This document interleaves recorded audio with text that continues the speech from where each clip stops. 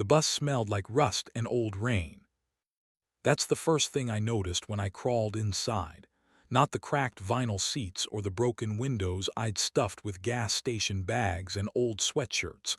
Not the faded yellow paint that had once made it visible for half a mile in either direction. It was the smell, like iron left out in a thunderstorm, like something had bled in here a long time ago and the metal had never forgotten it. I didn't choose the bus chose me. That sounds more poetic than it deserves to be.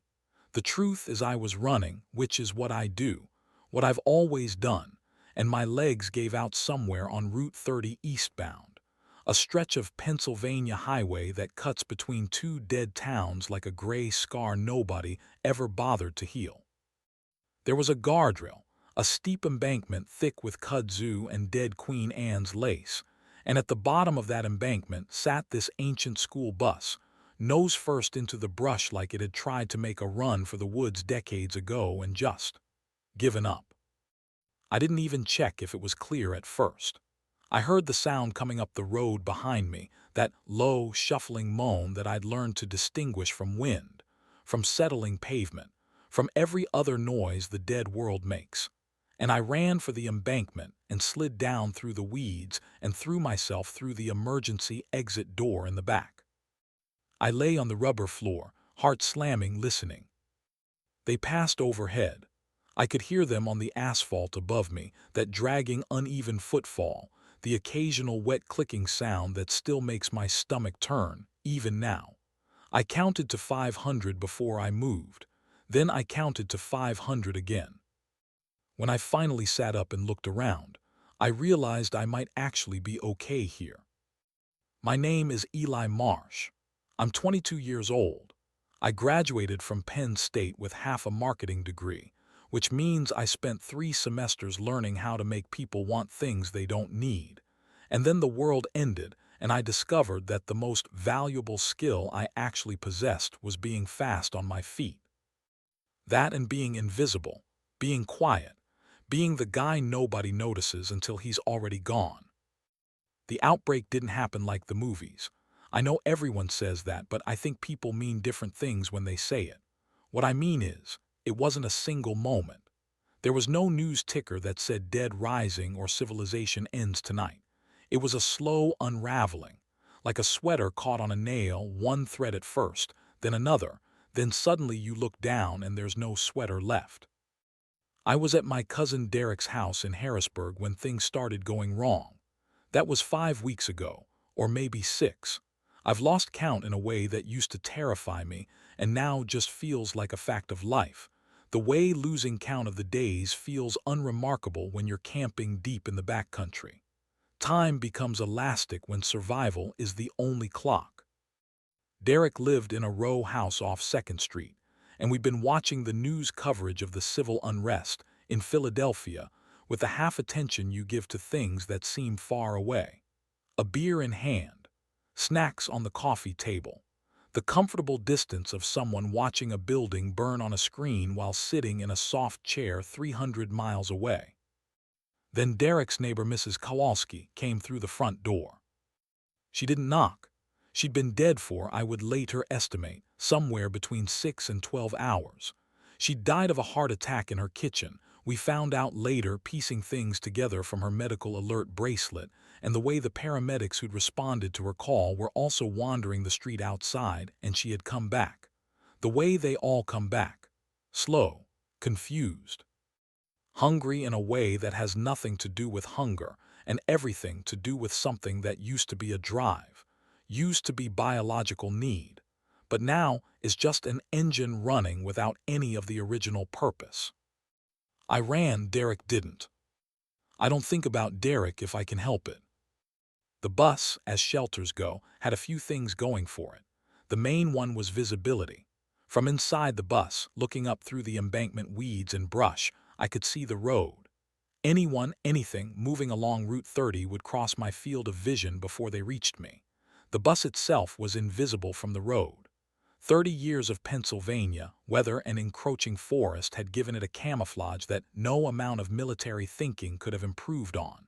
Vines had crept across the roof. The yellow paint had faded and gone gray-green with algae and mold.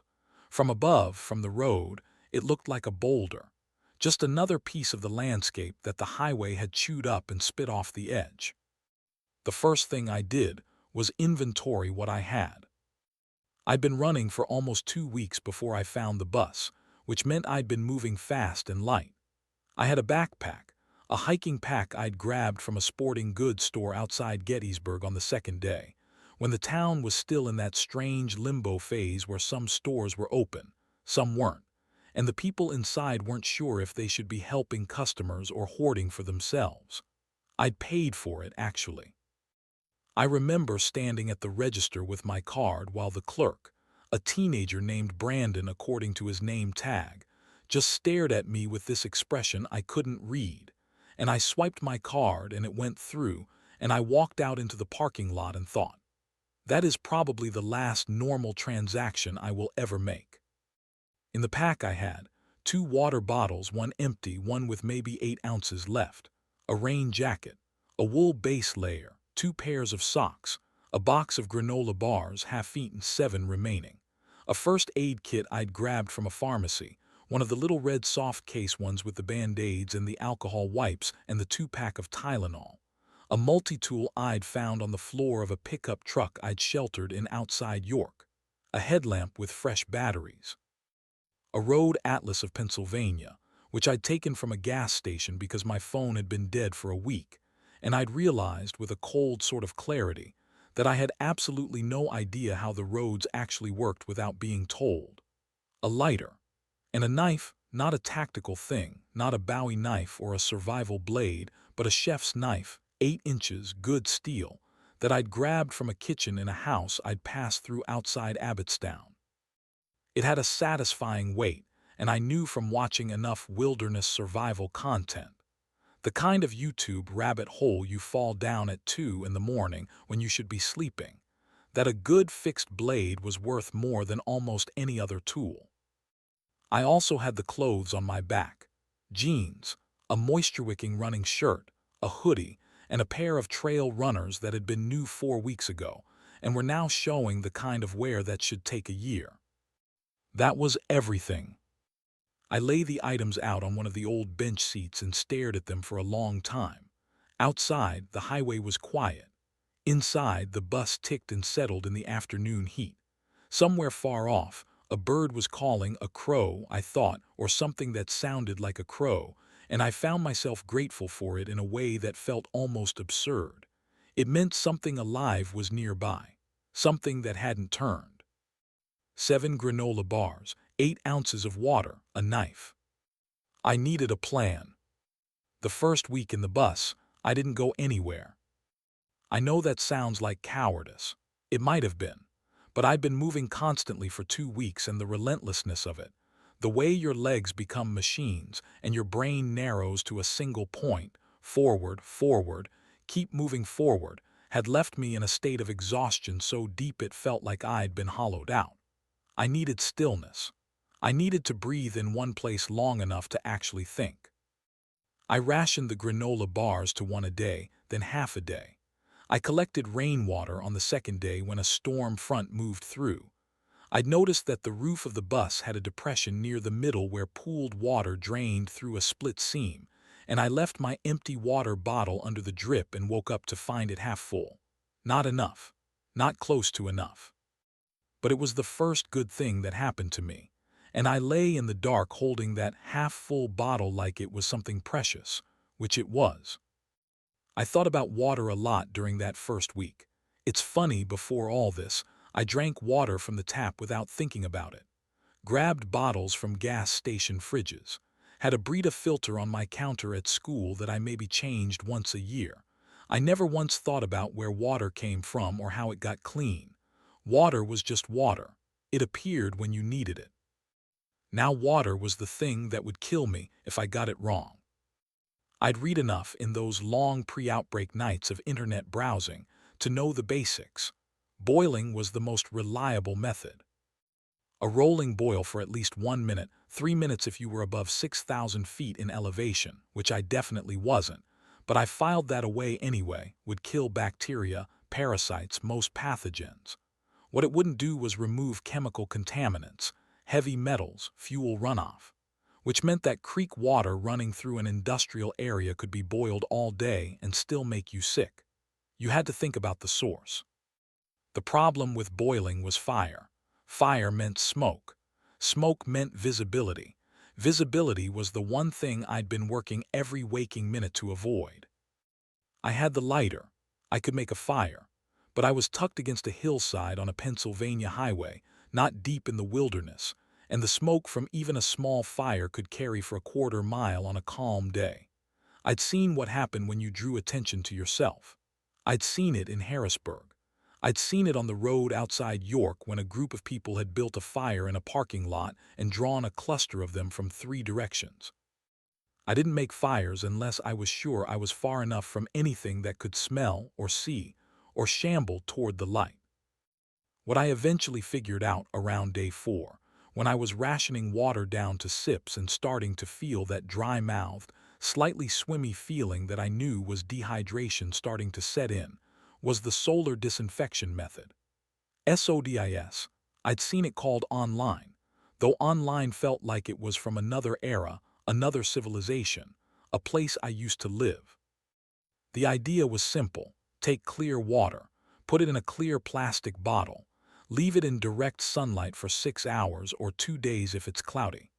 The UV radiation from the sun kills most of the biological threats, the bacteria and the protozoa and the viruses, without any heat, without any fire, without any smoke. The limitations: it only works in clear water because turbid or silty water blocks UV penetration. It only works in clear plastic or glass bottles, not tinted ones. It doesn't work on chemical contaminants, and it requires sunlight, which in Pennsylvania in what I estimated was now early November was not exactly abundant. But it was something. It was a technique I could use without advertising my location to everything within a half-mile radius. I found 4 additional plastic bottles in the first 3 days, 2 in the weeds around the bus, 1 that had rolled under a seat inside and been there probably since before I was born, 1 that I'd found lodged in the brush on the embankment during a careful, quiet exploration. I cleaned them as best I could with a little of my precious water and set them on the roof of the bus in the patches of sun that made it through the canopy. I collected water from the drip point during rain. When I had no rain, I got more creative. I learned to read the dew, to wipe it from flat surfaces with a cloth. I'd torn a strip from the hem of my hoodie and wring the cloth out over a bottle. It took 40 minutes to get an ounce that way, and it was backbreaking in its tedium, but it worked. Those first days taught me that survival is mostly just problem-solving under pressure, that the resources you have are rarely the resources you want, and the gap between them is filled by thinking and patience. The granola bars ran out on day 6. Hunger is different from thirst.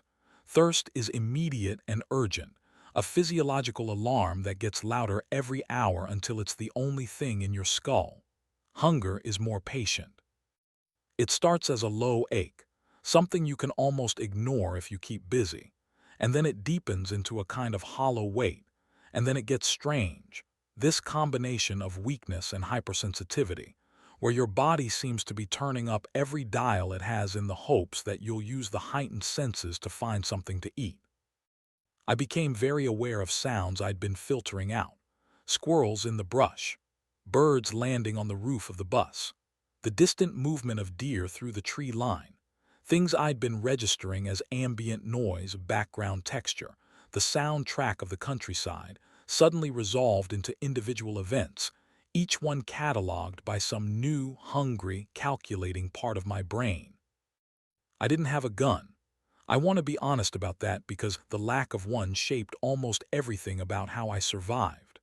A gun would have changed my options in a dozen ways. A gun is loud, which creates its own problems, but a gun also means you can take down food at distance, and distance is the one thing I always wanted between myself and anything dangerous. What I had was the knife, and the multi-tool, and eventually necessity. I'd read about primitive trapping, Not deeply, not with any real expertise, but enough to have a framework.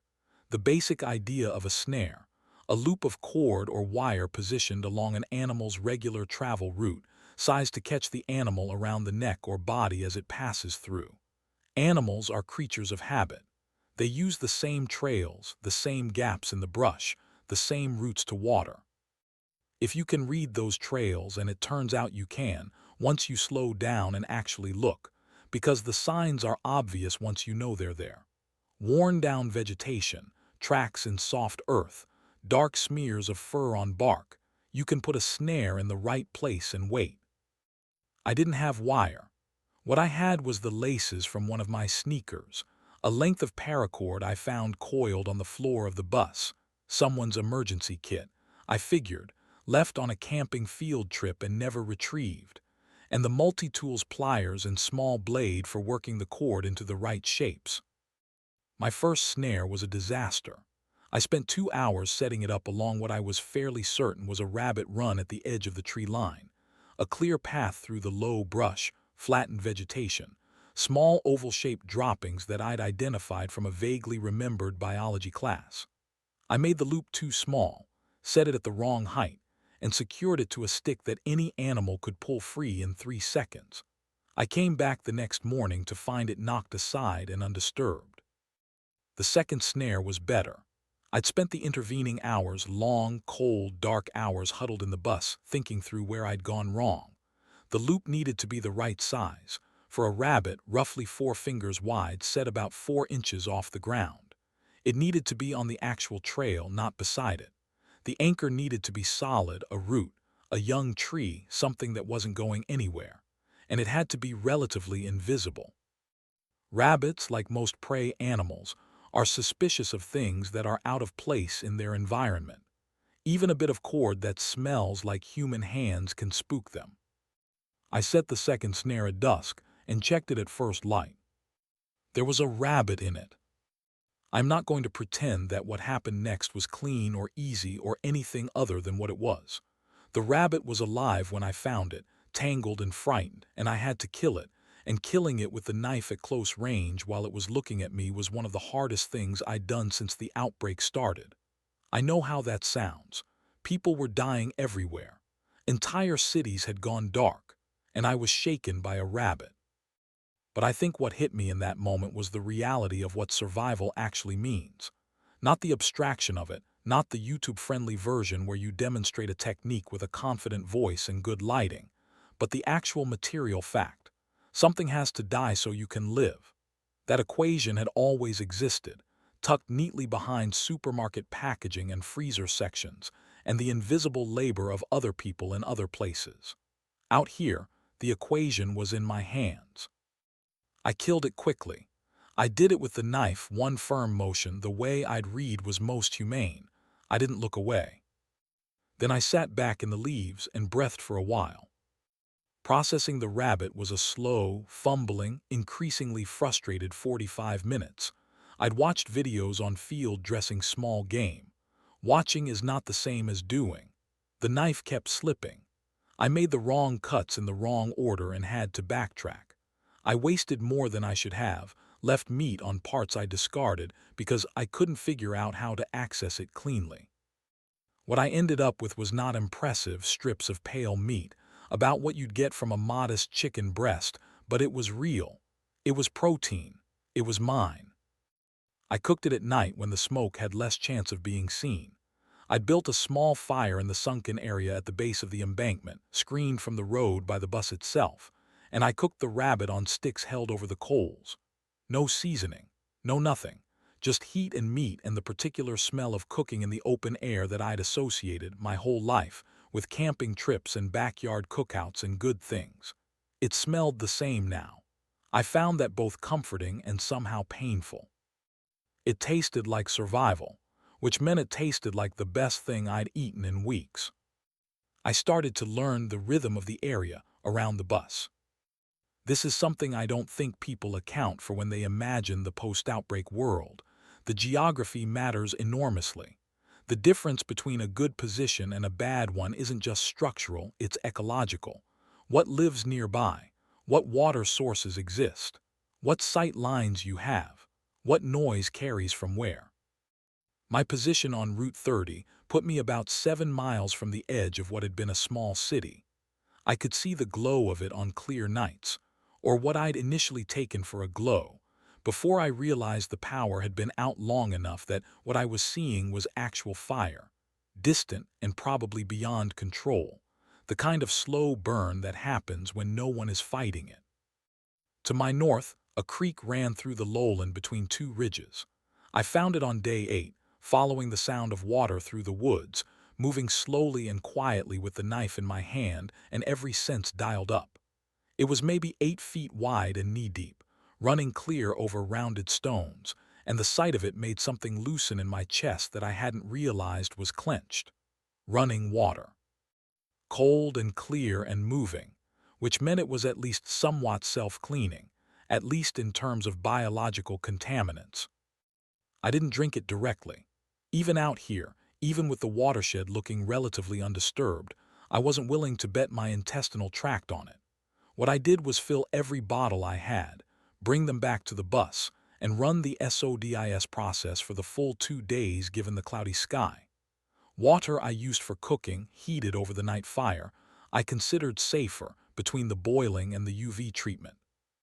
To my south and east, the forest thinned toward a service road that fed into a cluster of commercial buildings, a gas station, a farm supply store, a diner, and a building I eventually identified as a rural veterinary clinic.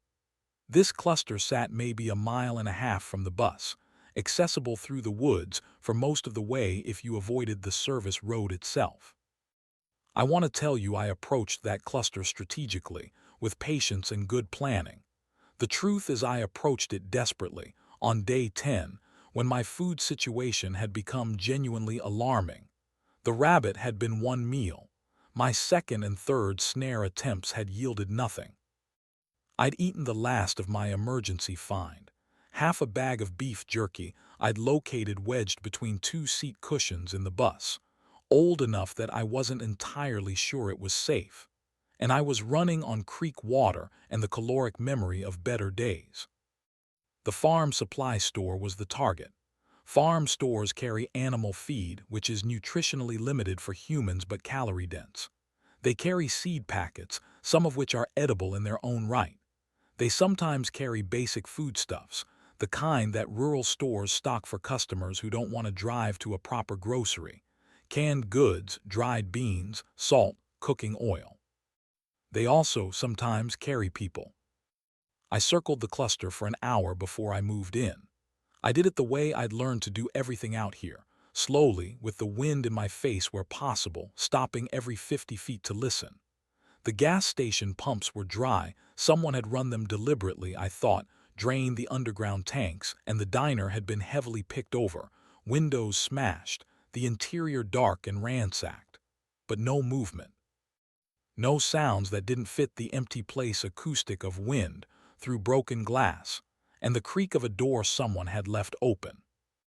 3 of them were in the parking lot. You get used to spotting them after a while, the particular gait, the absence of purposeful movement, the way they seem to drift rather than walk. These 3 were near the gas station, circling each other in a loose, meaningless pattern, attracted to something I couldn't identify. I watched them for 15 minutes from the tree line. Then I went to the farm supply store from the back. The loading dock door was shut but not locked. The bolt had been thrown from the outside, which told me someone had been here after, and had cleared out and locked up behind them for reasons I didn't want to think too hard about. I worked the bolt slowly, taking twice as long as it needed to take because I was terrified of the noise. Inside was dim, lit only by the grimy skylights, and it smelled of fertilizer and sawdust and the particular nose-catching sharpness of animal feed. I moved through the aisles with the knife out and my heart in my throat. The store had been visited but not gutted. Whoever had been here before me had taken the obvious things, the bottled water, the first aid supplies, a lot of the canned food from the end cap display, but they'd left a lot. 50-pound bags of corn and oat mix, animal grade, a shelf of seed packets, canned vegetables that had been overlooked, maybe because they were stacked behind a display of engine oil. I found a bag of black oil sunflower seeds, the kind you put in bird feeders, which is nutritionally useful because sunflower seeds are calorie-dense and full of fat, the thing your body burns for sustained warmth and energy in cold weather. I found something else too. In the back office, behind a metal desk, there was a filing cabinet that had been pulled away from the wall. Behind it, pushed into the gap, a cardboard box. Inside the box, 6 cans of soup, 4 of beef stew, 3 of beans, a bag of rice sealed in a zipper bag, a box of crackers, 2 jars of peanut butter, and a camping stove with 2 fuel canisters. Someone had stashed this. Someone had been planning to come back. I stood there for a long moment, holding a can of beef stew, turning it over in my hands. Someone's cash, someone's safety net, the kind of thing you hide when you're trying to protect yourself for the long term. I thought about leaving it. I'm not going to pretend I didn't. There's a version of me that leaves it, respects the implied claim, hopes the person comes back for it. There's another version that takes everything because survival doesn't have a code of honor. I took half, split it right down the middle, 3 soups, 2 beef stew, half the crackers, 1 jar of peanut butter, the bag of rice, the camping stove, and both fuel canisters. I left the other half in the box, pushed the filing cabinet back, and hoped that whoever came back would understand they were dealing with someone who at least tried to be fair. Then I loaded my pack, eased out the loading dock door, bolted it behind me, and moved back into the trees. I ran into the trip wire about 50 feet into the woods. It wasn't a trap exactly. Or rather, it wasn't a lethal trap. The cord heavy-gauge fishing line, nearly invisible, was strung between 2 trees at ankle height and connected to a cluster of tin cans hanging from a branch above. When my foot caught it, the cans clattered like a miniature apocalypse. I froze. My heart became a fist in my chest. "Don't run." The voice came from my left, male, steady, not shouting, not aggressive, the voice of someone who'd said this before and found that calm worked better than loud. "I just want to talk. I've got no interest in taking your stuff." I turned slowly. He was 15 feet away, standing behind a tree trunk the way soldiers do in movies, exposing only the minimum of himself. He looked about 40, lean in the way that people get lean out here, like the excess has been burned off and what remains is just function. He had a rifle, a hunting rifle, bolt action, resting in the crook of his arm, not aimed at me but there. "That's my store," he said. "I figured," I said. "I left half." A pause, long enough that I started calculating the distance to the nearest adequate tree to put between us. "Half," he repeated. It seemed fair. He stepped fully out from behind the tree. His face was weathered, and he had the look of someone who hadn't slept well in a long time, though he was holding himself together better than most people I'd encountered. There was a wariness in his eyes that I recognized because I saw it in my own reflection in any surface flat enough to hold one. "How long you been out here?" he said. 10 days in the area, 2 weeks before that on the road." He studied me. I didn't move. The rifle never came up. "You know how to use that?" he said, nodding at my knife. "For cooking, mostly." Something in his face shifted, not quite a smile, more like the recognition of a shared joke. "Come back to the store," he said. "I've got a propane burner. We can heat something up." "I'm okay," I said. Every part of me wanted to say yes. Every part of me was also terrified. "You're shaking," he said, which I hadn't noticed until he pointed it out, but he was right, a fine tremor in my hands that I'd been attributing to cold. "That's the hunger, not the fear. Come on. I'm not going to hurt you." His name was Paul. He'd been a systems engineer before, worked remotely, lived alone in a house another 3 miles up a dirt road I'd never have found on my own. His wife and daughter had been in Philadelphia when it started. He didn't tell me more than that, and I didn't ask. We sat in the back of the farm supply store, at the metal desk, with 2 cans of soup heating on his propane burner, and we talked for 2 hours. It was the longest conversation I'd had with another human being since Derek, and I hadn't realized until then how much of the weight I'd been carrying was just the absence of another voice. The loneliness of the post-outbreak world isn't something you can prepare for. It sits inside you like a stone, cold and heavy, and you almost stop feeling it because it's always there. And then someone says something ordinary, like I think this one's chicken noodle, and the stone shifts, and you realize how enormous it actually was. Paul knew things I didn't. He'd been surviving the rural way, which was in some respects easier and in some respects harder than my highway-adjacent scramble. He'd identified every water source within 3 miles. He'd built a proper outdoor kitchen screened from sight by a tarp and earthworks. He'd been hunting deer with the rifle, one killed 2 weeks ago, that had given him nearly 40 pounds of processed meat that he was curing with salt in his basement. He told me about the city. Not the one with the distant fires. The other one smaller, closer, a place called Millbridge that sat about 12 miles east on Route 30. It's not empty, he said. People set up in the mall. Last I heard, and this was 2 weeks ago from a woman who came through going west, there were 300 people in there.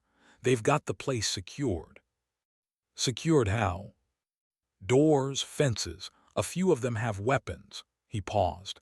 And they've got a supply problem, same as everyone. They're sending people out in teams, taking from everything within a reasonable radius. Teams, I said. Armed ones. I thought about what I'd taken from his store, about the box of supplies, the half I'd left. Are they?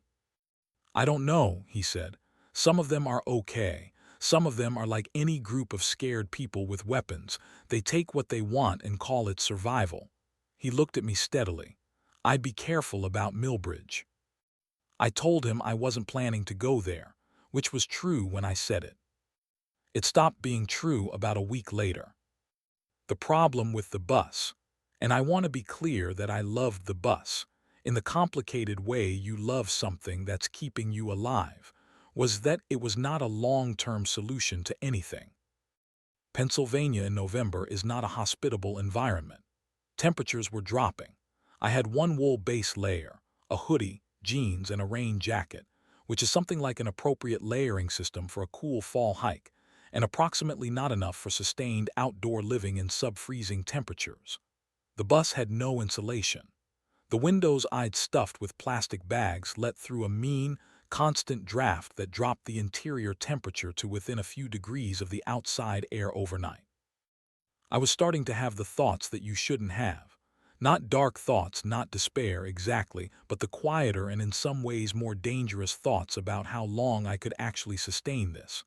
The body can absorb a lot of punishment in the short term and give you optimistic signals about its own resilience. The longer term is different. Sustained cold, inadequate calories, poor sleep. These things accumulate in ways that don't announce themselves until suddenly your thinking goes slow, and your coordination goes, and your immune system starts running on vapor. I needed more food, more warmth, more tools. I thought about Millbridge. Paul had given me a hand-drawn map before I left. He had no interest in the city himself, was committed to his rural position, believed that groups of people were more dangerous than almost anything else right now. I respected that. I didn't entirely agree with it. I think the human need for community is not a weakness. It's the thing that makes sustained civilization possible. But Paul had lived alone for a long time before the outbreak and had made his peace with it in a way I hadn't. I was 22. I'd spent my entire conscious life surrounded by other people. The silence was eating me in ways I hadn't expected. I planned the Millbridge run the way you plan anything that matters, by thinking about every way it could go wrong and working backward from there. The route was the first problem. 12 miles on Route 30 was 12 miles of exposed highway, which was how you got spotted by the walkers, yes, but also by people, and people were the variable I couldn't predict. The alternative was to go overland as much as possible, using Paul's map and my road atlas to find a path that stayed in the woods and farm fields parallel to the road. This would add time and miles but subtract visibility. I'd leave before dawn. Move fast because fast was what I was good at, and because the walkers are slower in cold temperatures. I'd noticed this and couldn't fully explain it, whether it was something physiological or just that the cold made the sounds carry differently and made me more aware of their positions. But they moved like they were wading through something in the deep cold, and in the 2 hours before dawn when it was coldest, they barely moved at all. I'd approach Millbridge from the south, where Paul's map showed a residential area that backed up against the commercial district. If there were people at the mall, they'd have the main entrances covered. The service entrances, the loading docks, the residential side streets, those were the places that get forgotten when you're trying to control a perimeter with limited personnel. I'd go in light, take only the pack I needed for supplies. Knife, multi-tool, the lighter, my 3 best water bottles, the headlamp. I'd be back at the bus by nightfall. That was the plan. I set out at 4:30 in the morning, on what I estimated was day 17. The cold was a living thing. Not a metaphor, it had texture and presence, and it pushed at you with an intentionality that the actual temperature didn't quite explain. I moved through the woods south of Route 30 with the headlamp off, navigating by the blue-gray pre-dawn light that filtered through the bare trees, moving on a compass bearing I'd taken from the atlas. North by northeast, 12 miles. 3 hours at a steady pace, accounting for the uneven ground. I ran when the ground was clear enough. Not sprinting, not the panicked flight running that I'd been doing in the first days, but a sustainable trail running pace, the kind I'd kept up through 3 years of cross-country in high school. My body remembered it even when my mind was elsewhere, the rhythm of it settling into something automatic that freed up processing power for listening and watching. I didn't see a single walker in the first 2 hours. I heard them, once, a cluster of them on the road itself, close enough that I caught the sound on the wind and stopped dead, pressed against a tree trunk, breathing through my mouth until it passed. But the woods were clear. The cold had pushed them somewhere, toward warmth or toward nothing, but not here. The first light of real dawn was coming when I reached the edge of the residential area south of Millbridge. A grid of streets with small colonial houses, most of them dark, some with their front doors standing open in the way that meant nobody had left through them voluntarily. A dog was barking somewhere, distant and persistent, which was both reassuring, a dog means someone's there, and concerning, a dog means someone's there. I moved street by street, staying tight to the houses, watching the windows. 2 of the houses showed signs of recent occupation. One had a light visible through a first-floor window, battery-powered, the kind of cold blue LED light that's unmistakably artificial. The other had smoke coming from the chimney, a thin, careful column that someone had clearly worked to minimize. I did not knock on either door. I did not call out. I kept moving. The mall was 3 blocks north, a low, sprawling building surrounded by an asphalt parking lot that had become a de facto no-man's land. The lot was empty of cars, someone had moved them, I realized, using them to form a perimeter barrier, a crude but effective wall of steel around the main building. I counted at least 6 people on what passed for a wall, figures moving along the top of the car barrier, some carrying long objects I could now identify as rifles, some with what looked like improvised polearms. Alert, watchful. There were also 3 people standing near a gap in the barrier who were doing something that took me a moment to understand. They had a man on his knees. He was not a walker. He was clearly alive, clearly conscious, clearly frightened. 2 of the standing figures had weapons leveled at him. I stopped at the corner of a building and watched. I couldn't hear the words at this distance, but the body language was readable. The kneeling man had something, a backpack I thought that the others were examining. There was a conversation, pointed and tense. One of the standing figures gesticulated at the pack. The kneeling man shook his head. The standing figure pulled the pack away. The kneeling man made a gesture that was either protest or plea. Then they walked back through the gap in the barrier and left him there. He knelt for another moment, then slowly got to his feet. He was older, maybe 50s, and he moved like someone who'd been roughed up recently.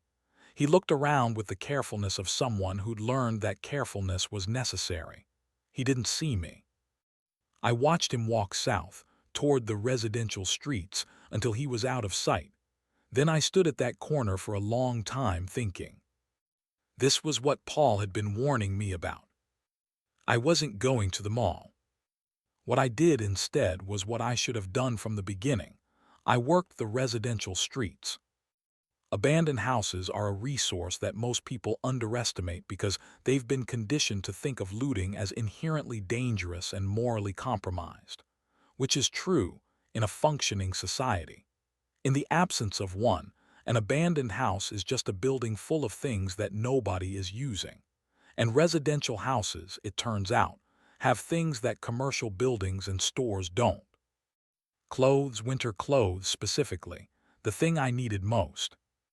The first house I entered, carefully, through the back door after 10 minutes of watching and listening, was a 4-bedroom colonial with a 2-car garage and the slightly museum-like quality of a house that had been evacuated quickly and not returned to. Family photos on the wall, a kid's backpack by the door, a coffee cup on the kitchen counter that still contained a half-inch of coffee, now a small ecosystem of mold. I went straight for the coat closet first. 4 winter coats. I tried them on standing in the dark hallway and found one, a men's mid-weight down jacket, the kind that packs small, that I recognized as a decent brand, one that had sold for a couple $100s in the world that used to exist that fit well enough to keep. I layered it over the hoodie and felt the immediate difference, the way the down trapped warmth and held it.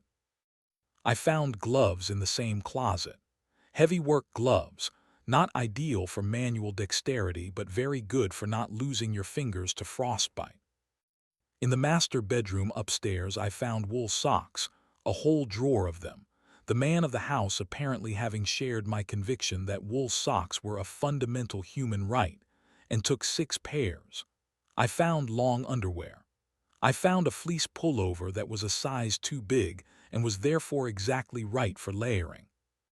In the pantry, 2 cans of tomatoes, a container of oatmeal, a bag of dried lentils, cooking oil, salt, actual, beautiful, ordinary table salt, which I understood now was worth more than almost any single item I could name because it preserves food and improves every calorie you put in your body and makes the difference between a meal that sustains you and one that merely exists. In the garage, a sleeping bag, rolled and stuffed in a corner, part of a camping kit that had been partly assembled and then apparently not completed before the owners left. The sleeping bag was rated to 15 degrees Fahrenheit. I held it against my chest and stood in the cold garage and might have said something out loud. I don't remember what, something embarrassing. I found something else in the garage. Hanging on a pegboard above the workbench, neatly organized the way the tools of a meticulous person are organized. A compound bow, modern and cammed, with a full quiver of carbon fiber arrows resting in clips below it. And beside it, a broadhead wrench, extra broadheads in a case, and a small laminated reference card that someone had made themselves. A shot placement diagram for deer, with the vitals marked in red. I stood at that pegboard for a long time. I'd never shot a bow in my life. Not once. I wasn't even sure I had the arm strength to draw a compound bow to full poundage, which on this particular bow I found the spec sticker on the limb was 65 pounds. I picked it up, fitted an arrow awkwardly with no real confidence in my form, tried to draw it and made it about 3/4 before my arm started shaking. I took it anyway. The bow, the quiver, the extras, the card. Because a bow is silent in a way that nothing else is, and silence out here is worth trading comfort and ease for. I'd learn to draw it. I'd figure it out. I had nothing but time. I moved through 2 more houses before I was done. I didn't rush. I listened before I entered, moved slowly inside, took only what I could carry and what I genuinely needed. There's a kind of inventory triage you develop, a rapid assessment of calorie density. utility-to-weight ratio, and perishability that happens almost automatically once you've been hungry enough. By mid-afternoon, I had a pack that was genuinely heavy and a chest that felt, for the first time since the outbreak started, something approaching equipped. I started home. The trip back should have been uneventful. It almost was. I was moving south through the residential streets when I heard them, not walkers, but people, moving fast, voices low but not quiet enough. I ducked into the gap between two houses and pressed myself against the brick and went still. 4 of them, young, 3 men and a woman, all carrying weapons with the practiced ease of people who'd been carrying them for a while. Mall people, I guessed, from the organized way they moved, the vaguely coordinated look of them. They were doing what I'd been doing, working the houses. But they were doing it louder and faster, the way people work when they have numerical advantage and aren't particularly worried about what they might disturb. They went into the house I'd just left. I heard one of them shout, not alarm, just surprise, and then voices raised in what I recognized as argument, and then the particular crash of things being thrown or knocked over. I didn't wait to see what the argument was about. I moved south, fast, hugging the fence lines, and when I hit the last row of houses, I broke into the open field and ran.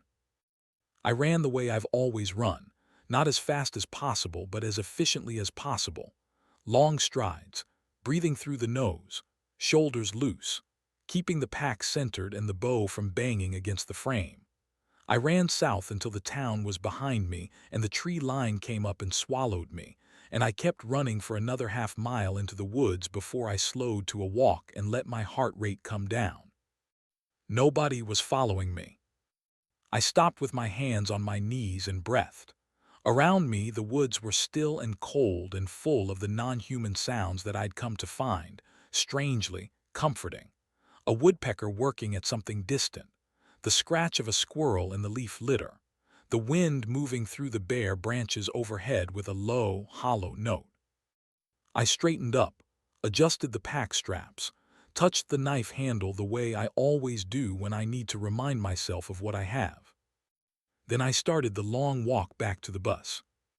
In the weeks that followed, I developed something that I can only describe as a practice, a daily practice of being alive. The bow took most of my non-survival time. I set a mark on a tree, a square of bark I'd scraped with the knife, and I shot at it every day, starting close and moving back as my form improved. My first dozen arrows were embarrassing. My second dozen were less so. I watched myself in the reflection of a bus window and corrected what I could see. The bent wrist, the collapsing draw arm, the inconsistent anchor point. By the end of the second week, I was hitting the mark consistently at 20 yards, and occasionally at 30, and I understood enough about the mechanics of the bow to know what I needed to work on next. The trapping got better. I learned to skin and process my catches more efficiently, wasting less, using more. Paul had told me about using the entrails for additional trap bait, setting a second snare near the first to catch whatever came to investigate the smell. It worked. On a good week, I was catching 2 or 3 rabbits and the occasional squirrel, not enough to be comfortable, enough to be alive. I built the bus up slowly. Insulation. I found a sheet of closed-cell foam at a hardware store I explored on one of my solo runs. Rolled it and brought it back in sections, lined the bus walls with it. The temperature inside climbed 10 degrees. I hung a dark tarp across the middle of the bus to create a smaller sleeping compartment, further reducing the space my body heat had to warm. I built a small rocket stove outside, screened from sight by a combination of earthworks and brush, that burned small sticks efficiently and produced a thin, dispersed smoke that dissipated before it cleared the tree canopy. I saw Paul twice more. Both times brief, both times at his store, and both times he had information about where groups had moved, about where the walker density was high and where it was low, about whether coming in from the northwest. He told me about a man named Garrett who was apparently moving through the area solo, who had a reputation for violence that Paul described in careful, measured language that made it clear he was trying not to frighten me while also making sure I understood. I started paying different attention to the edges of my range, alert for signs of that specific kind of human danger. The loneliness didn't go away. I want to be honest about that. The improvements in my material situation didn't touch the part of me that ached for conversation, for warmth, for the simple background noise of other people existing nearby.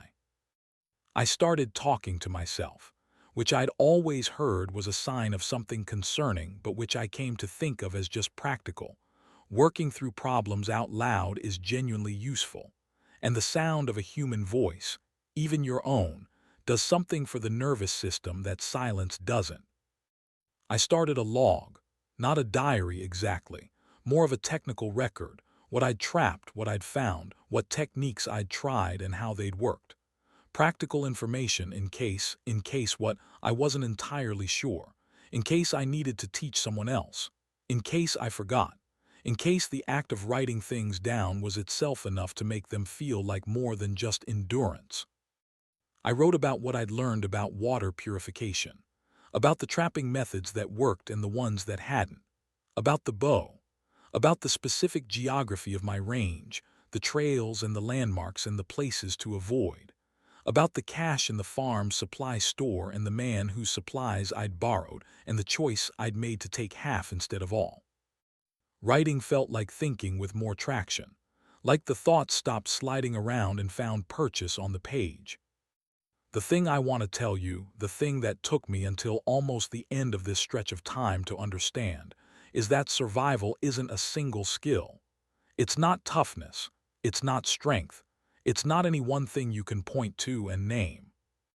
It's a collection of small competencies, each one narrow, each one learnable, each one dependent on the others. Knowing how to purify water doesn't help you if you don't know where to find it.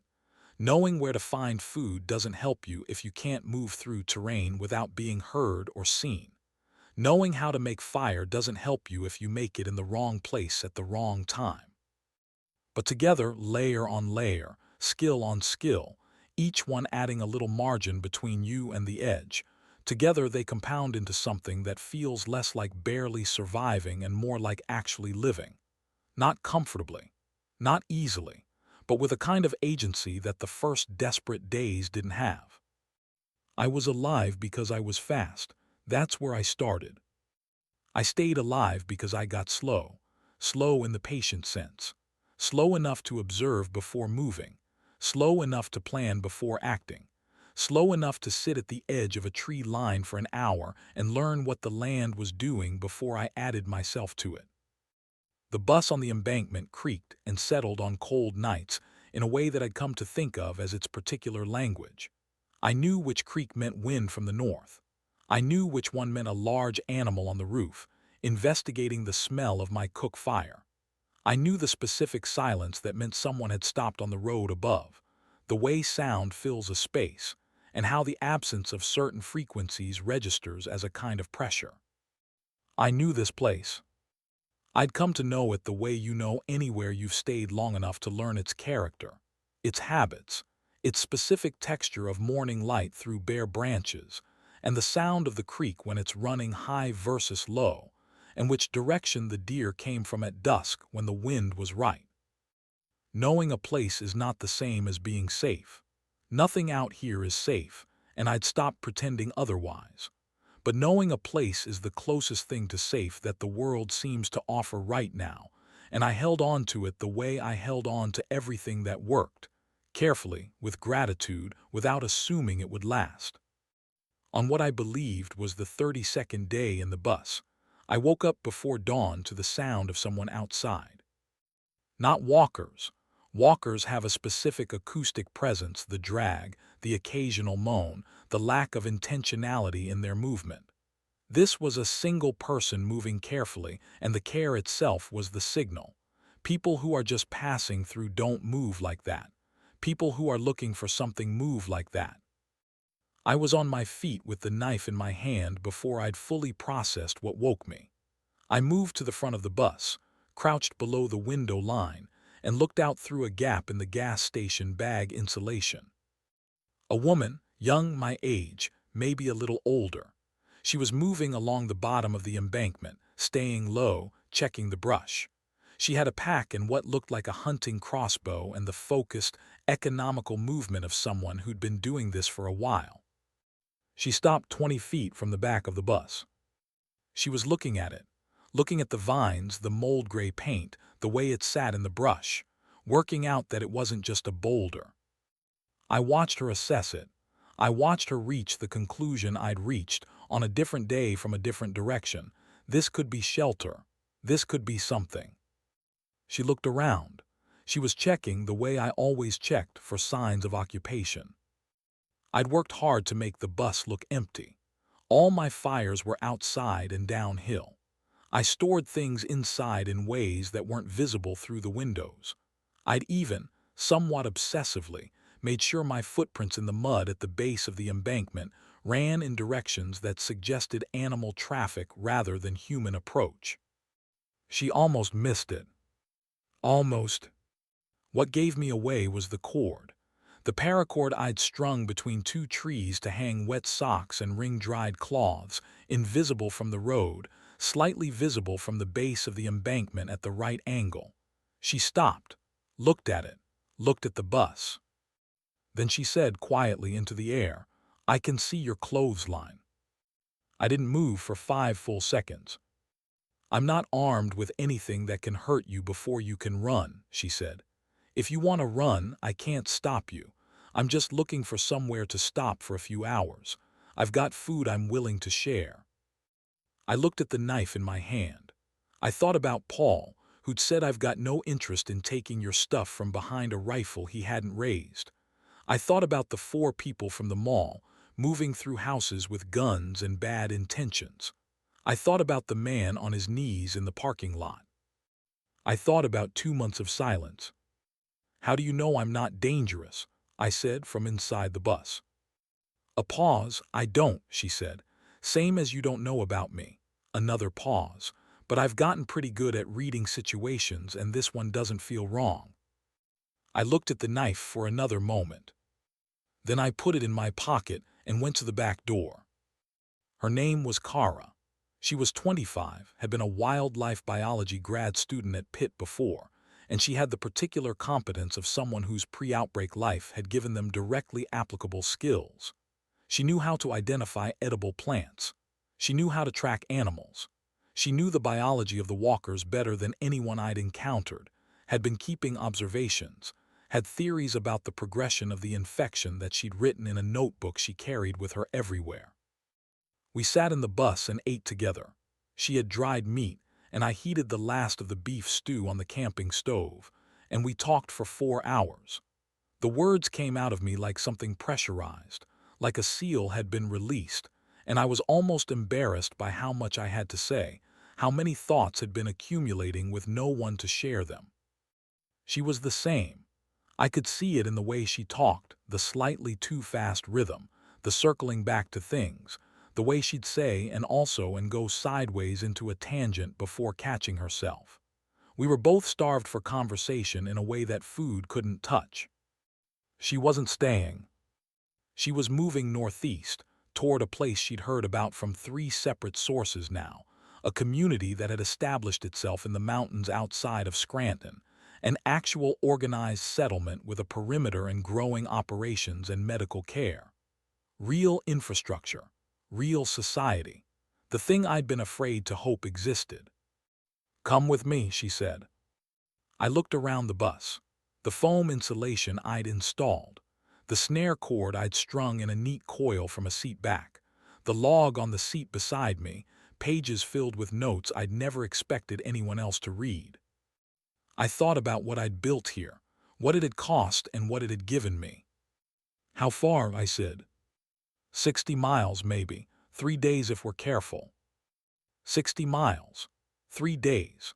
Through 60 miles of everything I'd learned to read and navigate and move through, but with another person beside me, with shared watch at night and 2 pairs of eyes and a combined skill set that was, I recognized, significantly better than either of us alone.